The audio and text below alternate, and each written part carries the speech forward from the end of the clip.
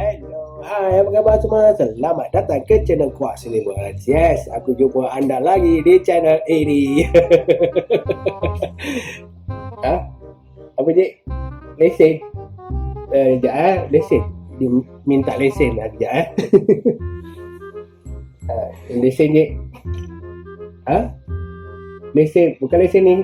Ni lah lesen memandu. lesen memandu cik. Apa je ni? Ha? Penerbitan filem kena lesen ni je. Ha? Saya tengok berita tapi tak ada pun saya tahu dia kena ada lesen. Yang betul cik ni.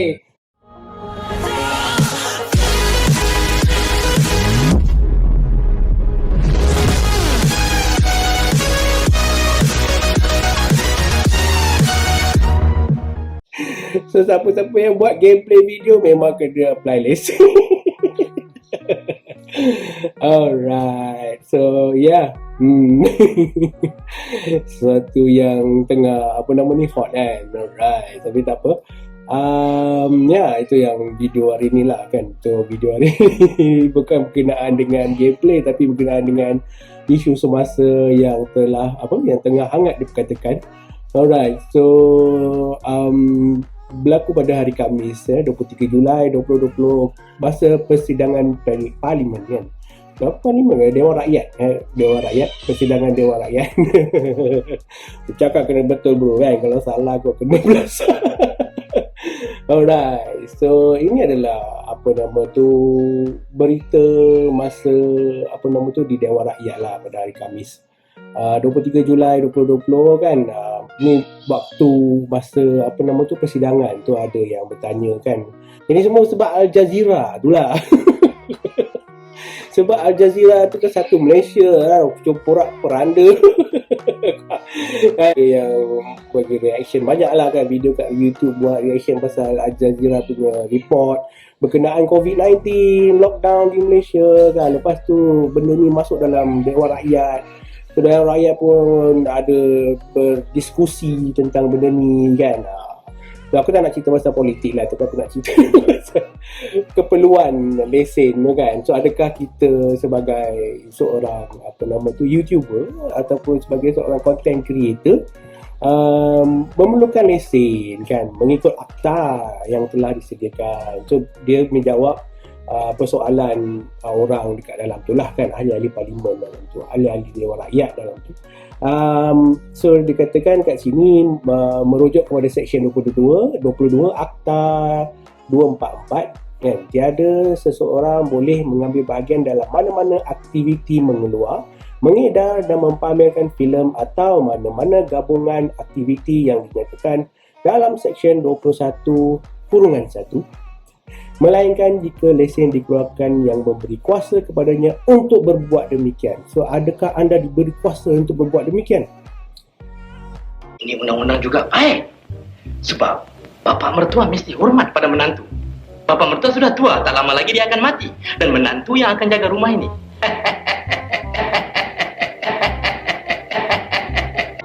Well, ini adalah Akta Perbadanan Kemajuan Filem Nasional 1981 ataupun dalam erti lainnya Akta 244 kan. So akta ni, so aku cerita sikit lah sebab aku bukan lawyer kan, aku sebagai orang common, orang biasa bercerita pasal undang-undang So jangan anggap aku ni sebagai expert undang-undang. So apa yang aku cakap ni mungkin salah, tapi this is melalui pemahaman aku lah So Akta 244 ni atau dalam konteks perundangan ni kan, akta ni banyak. So dia ada Akta 44, 55, 66, 77. Dia adalah nombor dia kan, akta berapa selain daripada kau sebut nama akta tu, dia juga ada satu nombor kan, akta nombor. So ni dipanggil Akta 244 kan. So macam akta kesihatan ada juga nombor dia lain lah, mungkin Akta 71, something like that. Tapi dekat sini apa yang aku nak cuba nyatakan adalah Akta Perbadanan Kemajuan Filem Nasional Malaysia 1981. So maksudnya di akta ni diluluskan dan diimplementkan pada tahun 1981. So banyak akta-akta dekat Malaysia ni lama kan. So aku dah kumpul sedikit maklumat kat sini lah kan. So maklumat kat sini aku menyatakan akta kerja, macam akta kerja 1955. Wow. Akta jururawat 1969. Akta perubatan 1971. Akta makanan 1983. Akta perpaduan kemajuan filem 1981. So banyak lagi akta-akta Malaysia ni yang menggunakan nama-nama pada tahun asal dia. Tapi mana yang dah diupdate, dia boleh diupdate melalui pindaan terkini, pindaan terbaru 2013, 2014, 2015 tu dipinda daripada akta asal. So kalau kata akta tu mempunyai banyak sangat pindaan, so dia akan mengubahkan nama dia kepada yang terkini kan. Macam Akta Penubuhan Syarikat 2017. Dulu Akta Penubuhan Syarikat 1978, something like that. So sekarang dia dah ubah banyak tu kan, dah ubah tu dah akan tukar jadi yang baru. So itu sedikit kenaan akta lah. So I think that aku ada juga terlibat dalam projek-projek macam ni. So ada projek, masuk aku projek daripada segi penggumbalan akta tu sendirilah, atau kita nak propose akta baru. So dia kena tengok daripada segi keadaan market, keadaan situasi pasaran macam mana, dan juga keadaan pasaran masa hadapan. So sebab akta tu dia kena cover bukan sahaja pada waktu sekarang, tapi dia perlu cover pada masa akan datang kan. Macam akta kesihatan, kita anticipate bahawa pada masa hadapan akan ada penggunaan drone untuk hantar barang kan. So macam mana akta untuk cope dengan this kind of situation, new situation, walaupun drone tu tak ada lagi diaplikasikan secara meluas sekarang, tapi masa hadapan kemungkinan benda tu akan berlaku. So how we want to devise an act yang boleh cope dengan benda macam tu kan. So dekat sini kebanyakan akta-akta kita adalah tidak diupdate dengan keadaan terkini kan, dan juga keadaan masa depan kan. So that's why isu ini berlaku. Orang ramai confused dan terkejut. Alamak kan, dia kena dapat lesen kan. Aku ni dah lah buat suka-suka hobi kan. Macam mana aku nak dapat lesen kan. Nak bayar macam mana kan, nak kena daftar ke kan. Sebab akta itu sendiri mendefine, kita tengok definisi dia.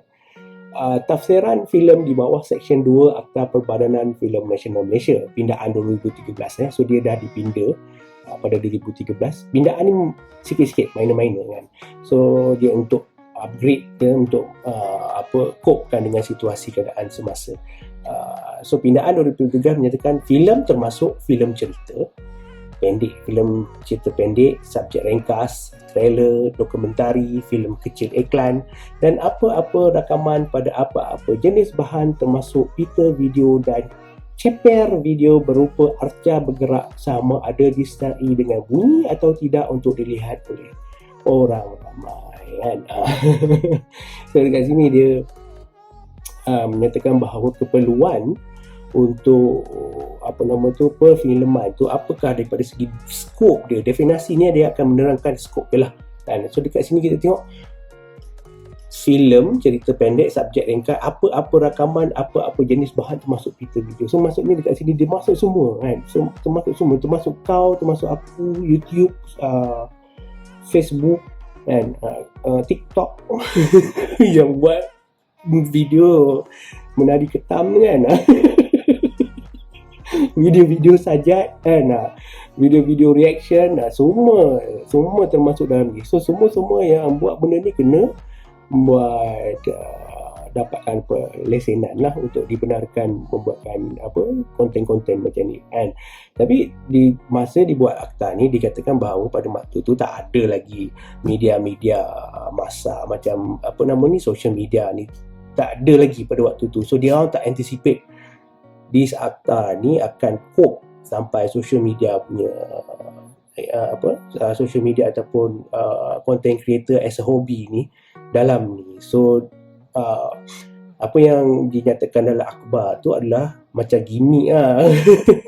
Mungkin bukan gimmick, mungkin ketidakfahaman author tu kan. Tu yang banyaknya spekulasi tentang benda ni kan.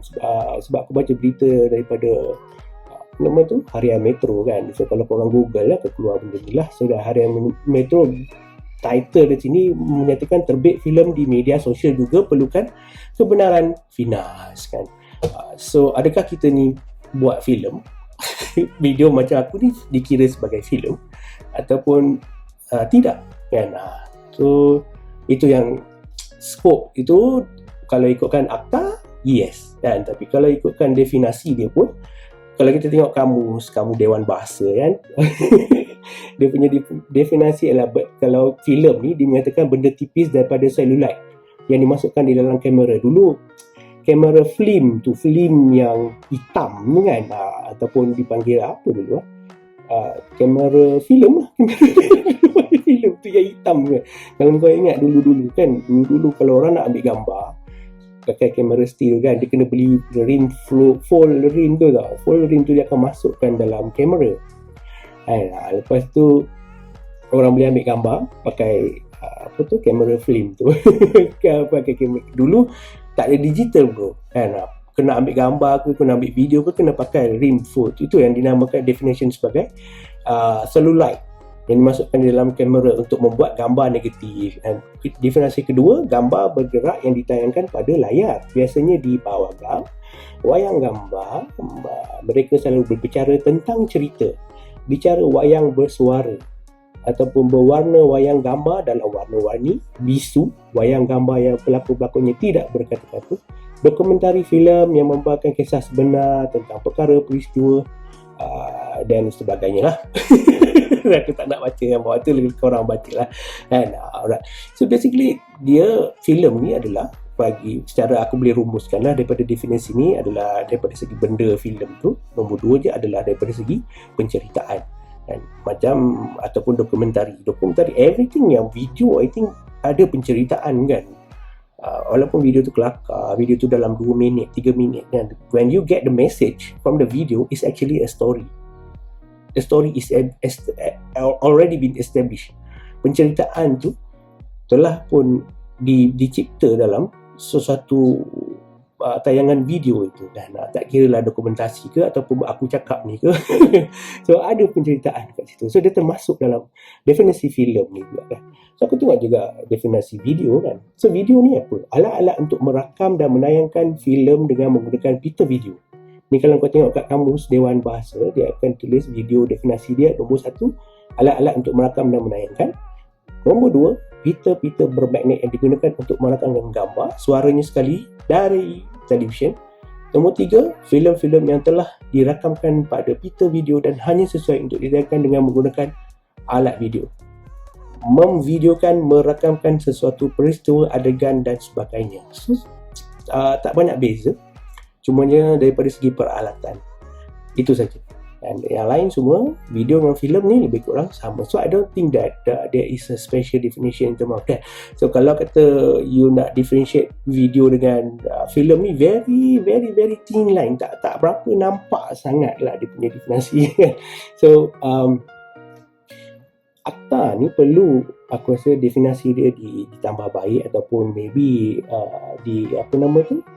dalam dia punya clause ke, ataupun dalam jadual-jadual dia ke, kayak menerangkan sesuatu peruntukan dalam akta tu ke, kan boleh ditambah baik. Contohnya macam mungkin dia boleh asingkan antara penerbit filem syarikat dan juga penerbit filem individu kan. So maksudnya akta itu hanya terpakai kepada penerbit filem di dalam syarikat ataupun penerbit video-video YouTube. Kita dah cerita tadi kan, filem itu termasuk juga video-video dalam YouTube ataupun social media yang dibuat oleh company kan, yang oleh company dalam erti kata lain menghasilkan keuntungan kan.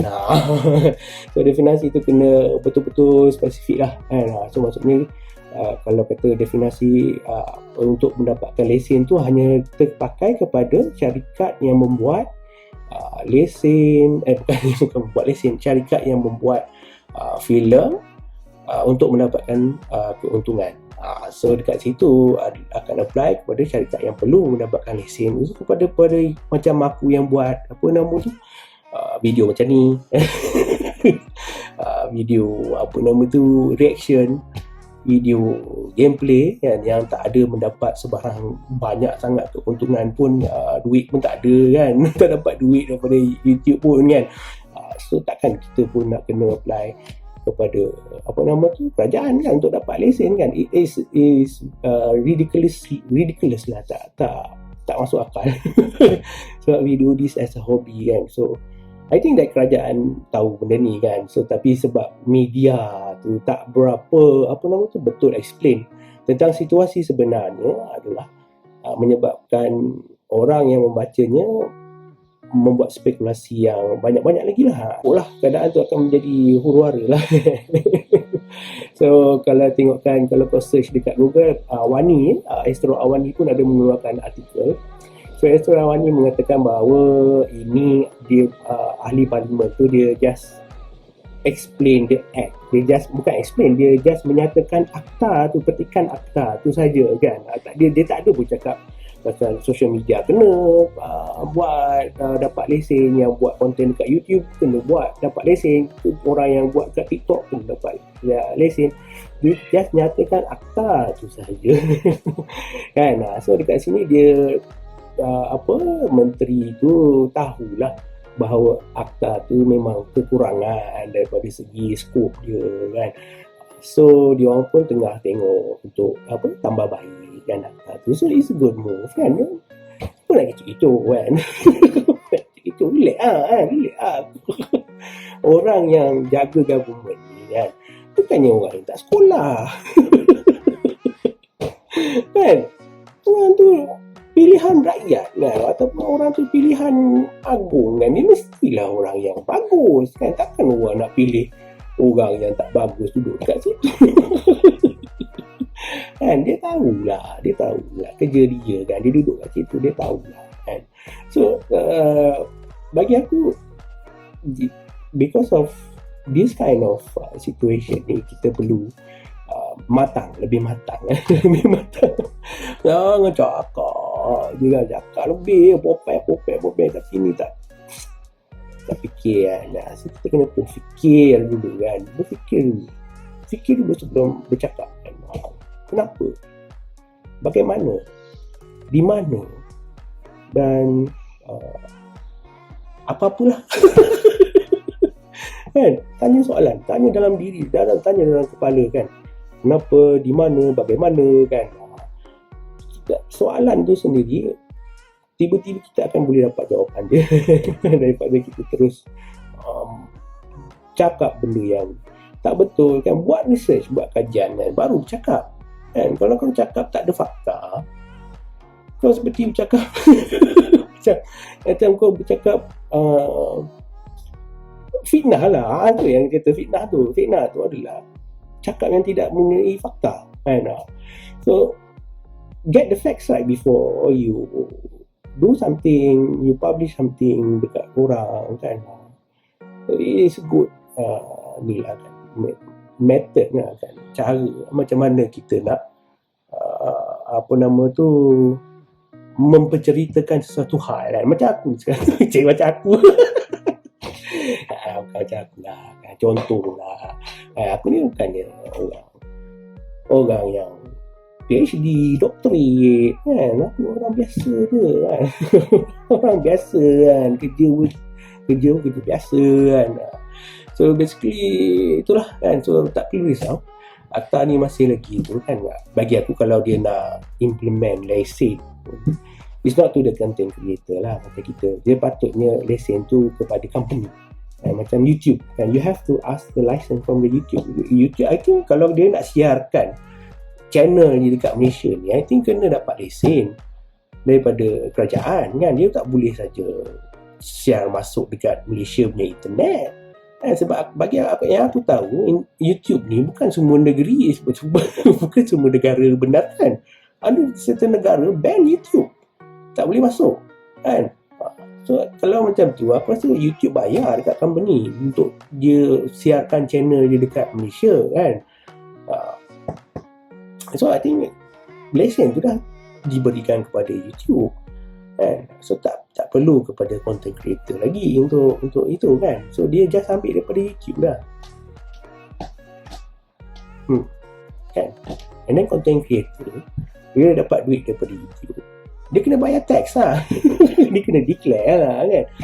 Bila dia dapat declare tu, government akan dapat tax income lah daripada situ kan. Daripada charge lagi lesen, lepas tu kau dapat lagi tax income kan. I think it's the better approach lah. You just ambil tax income je kan. Bayar cukai je kan. Kita bayar cukai pendapatan lah, sebab kita dapat pendapatan daripada penjualan video advertising tu kan. Sebab cukai ni pun dia tertakluk kan. Ada yang gaji 3,000, 4,000 pendapatan dia banyak tu tak perlu bayar cukai kan. Atau gaji dia lebih daripada itu baru dikenakan cukai kan. So I think it's a better approach lah kan, untuk menggalakkan industri multimedia, industri ICT kan di negara ni, untuk menambahkan banyak lagi konten, because konten ni bagi aku is asset kan. Dekat Malaysia ni kurang konten-konten ilmiah. Konten-konten ilmiah banyak lah. Macam aku kata, orang yang buat cari video hantu, orang yang buat reaction video, orang yang buat vlog punya video. This content is knowledge, ilmu. So bila ada banyak konten-konten ilmu ni kan, so kita punya knowledge tu akan enrich kan. Secara tersendirinya benda ni akan meningkatkan pengetahuan masyarakat. Betul tak? Kan? Betul kan? So tak rugi buat konten, walaupun kau tak dapat duit, tapi kau dapat memberi ilmu kepada orang yang menonton kan. Kalau kata video aku 20 orang saja view, 30 orang saja video, aku satisfy, sebab orang tengok mungkinlah dia boleh belajar sesuatu daripada video tu, sebab ada unsur-unsur ilmiah kan. So it depends on how people look at it kan. So kalau dia penerimaan dia nak tengok tu is because of view, ataupun dia nak tengok because of dia nak tambahkan ilmu dia, ataupun dia rasa entertain, ataupun rasa entertain tu terhibur kan, rasa terhibur kan, tak salah rasa terhibur kan. If you terhibur pun, you still learn something. Sama juga kalau kita berjalan pergi bekerja kat luar sana kan, kita belajar. Every day in our life, what we do, kita belajar. Kita berhibur ke, kita bekerja ke, kita membaca ke, kita belajar. Cuma beza dia adalah amount. Berapa banyak you belajar? Itu persoalannya, berapa banyak you belajar. Kalau you pergi berjalan, kalau you tak pergi berjalan, you tengok video hanya untuk berhibur, memang pembelajaran dia rendah lah. Ada pembelajaran tapi rendah. Kalau suatu video itu mempersembahkan suatu konten yang bagus, ilmu yang bagus, kan, anda tengok, anda berfikir, so kat situ banyak meningkat lagi pendapatan ilmu itu. Yes. Kan, so kau percayalah kan, hidup di dunia ni semua ada purpose, semua ada tujuan dia kan. Dia terpulang kepada diri anda sendiri, macam mana anda nak ambil benda tu. Sama ada anda nak ambil dia sebagai positif, negatif, atau untuk menambah baikkan ilmu, skill, kemahiran. It depends on the individual itself kan? So apa yang kurangnya daripada segi pembelajaran adalah dalam kehidupan ni adalah bila anda tidur. Bila anda tidur dan mimpi siang kan. Bagi aku ada pembelajaran kat situ, dan mungkin sikit sajalah kan. Waktu kita tidur, kalau kau tengok kan, dokumentari, aku suka tengok filem dokumentari macam National Geographic, Discovery Channel.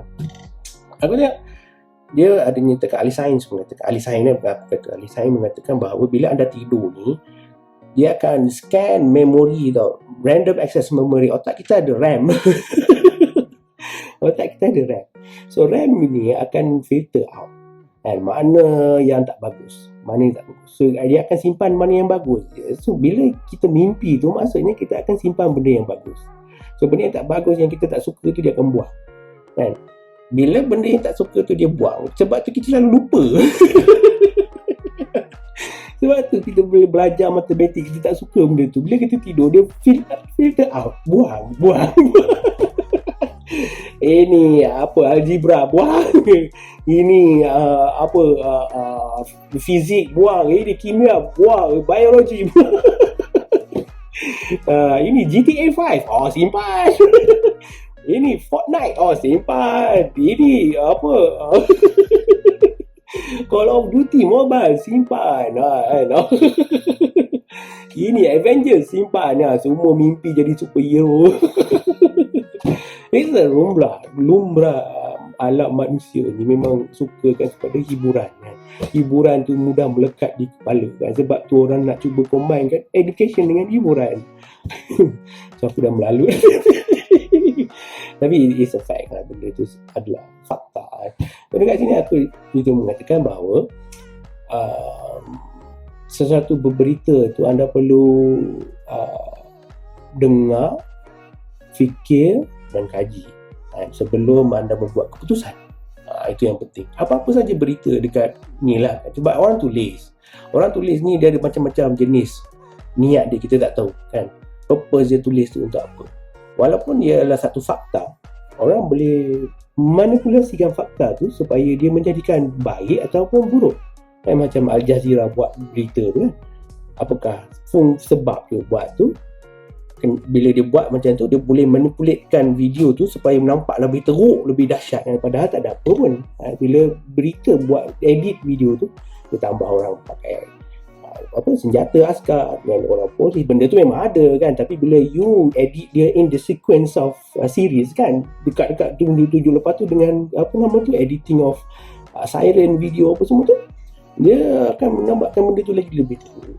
So itulah. Aku tak tahu lah video ni video aku buat ni nanti akan jadi isu ke. Aku rasa tak kot, sebab tak ramai pun tengok video aku. So just for your knowledge kan, just for your knowledge and for your thinking. Yeah, alright. So I think itu sajalah. Itu sajalah. Aku pun ada buat daripada segi definisi English punya dictionary kan, tapi pun lebih kurang sama. Aku tak nampak beza antara filem dengan video kan. Sama juga dengan Dewan Bahasa punya kamus pun sama. Cuma daripada segi akta tu dia berbeza sikit sebab dia masukkan semua. Sebab definisi pun masuk semua, termasuk semua tu. Dia tak ada beza kau individual creator ke, kau mainstream ke, kau downstream ke kan. And so next time I think this kind will be interesting. Sebab aku tahulah banyak government pun tengah tengok benda ni. Akta lama tu dia akan cuba improvekan dengan situasi semasa, macam akta kesihatan tadi yang aku cerita, akta penubuhan syarikat kan dah diimprove pun kan. So dia ambil masa benda ni kan, dia tak berlaku dalam overnight. Kau malam ni tidur besok dah berubah. Tak, dia ambil masa untuk kaji, untuk draft dan untuk kelulusan parlimen kan, sebelum diwartakan. Okay. Right.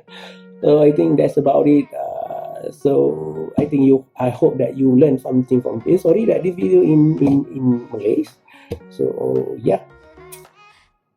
Thank you for watching. And before I forget, I want to shout out to my commenters for my great supporters. And so yes, let's see right here.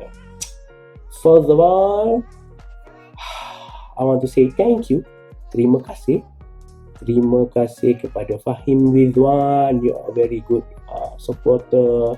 Mr. X Gaming and Masin Gaming, thank you for supporting.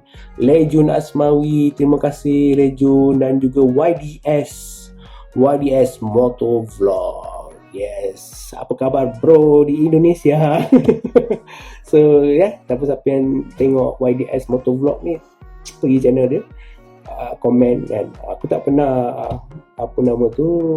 promote channel dia, so aku promote lah. So pergi channel dia, memang menarik. Aku janji kau kau boleh tengok gaya dia cakap, slang Indonesia, Jawa tu kan, sangat menarik kan. So aku suka dia buat motovlog, bercerita kan. And then siapa lagi, saya adalah budak. Thank you. Thank you for supporting my channels. And also my international friends, Tommy Max HD, thank you. Kana de Convenciente, thank you. Jenico, thank you. Tony Max, Tommy Max. Muhammad Fazli, this is local friend. Muhammad Fazli Gaming, terima kasih banyak-banyak kerana sudi support channel aku kan. And Bloxy Village, yes man, you are man. And Ikin Fun Techno stuff. Yes, I do not forget you, bro. my Filipino friend that lives in Australia.